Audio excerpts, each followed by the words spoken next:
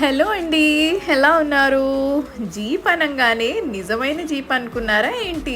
అలా అనుకుంటే పప్పులో కాలేసినట్టే. జీప్ తీసుకుంది కన్నయ్యకండి. ఈ మధ్య కన్నయ్యకి వెహికల్స్ మీద ఇంకా ఇష్టం పెరిగిపోతుంది. అందుకనే ఒకటి తీసుకుందామని వెళ్ళాము. మా బడ్జెట్లో వచ్చిందనమాట. ఇది 5000 పడింది. సో బ్యాటరీది ఛార్జింగ్ పెట్టుకోవాలి. 2 అవర్స్ ఛార్జింగ్ పెట్టుకుంటే 4 అవర్స్ వస్తుందన్నమాట. సో స్టీరింగ్ కన్నయ్య అయినా తిప్పచ్చు, వెనకాల నుంచి మేమైనా తిప్పచ్చు.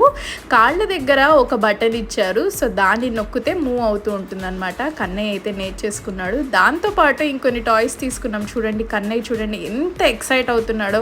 అసలు దాన్ని ఫిక్స్ చేస్తుంటేనే ఫుల్గా ఎంజాయ్ చేశాడు. రోజు బాగా ఆడుకుంటున్నాడు అనమాట.